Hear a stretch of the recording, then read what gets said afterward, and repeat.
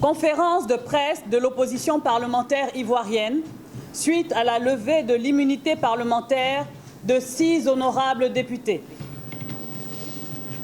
L'immunité parlementaire des députés ivoiriens est traitée par les articles 45 à 49 du règlement de l'Assemblée nationale.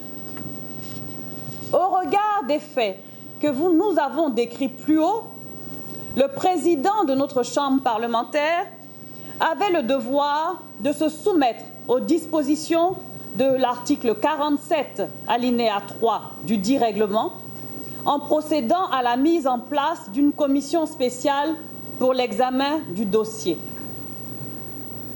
En effet, l'article 47, alinéa 3, indique que saisie d'une demande de suspension de la poursuite ou de la détention d'un député détenu ou arrêté, l'Assemblée nationale peut décider de la suspension de la détention ou de tout ou partie des mesures en cause. Seuls sont recevables les amendements présentés à cette fin. Le président de cette institution, productrice de loi, a donc choisi délibérément d'ignorer cet acte important posé par l'opposition parlementaire et a décidé de créer une procédure illégale, méconnue et dangereuse qui a consisté à recevoir une demande de levée de l'immunité parlementaire de 6 députés formulée par le groupe parlementaire RHDP. Ce faisant, M.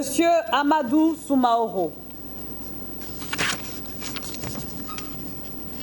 a méconnu le préambule de la Constitution ivoirienne du 8 novembre 2016 et s'est rendu coupable de violation flagrante de son article 92, tout comme de l'article 47 du règlement de l'Assemblée nationale. De la compétence relative à l'introduction d'une demande de levée de l'immunité.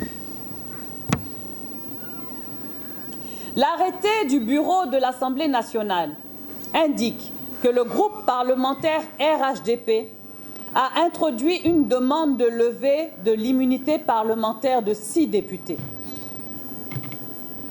Au regard des dispositions des articles du règlement régissant l'immunité parlementaire, seul le parquet, autorité de poursuite judiciaire, peut demander l'autorisation de poursuite ou d'arrêter un parlementaire.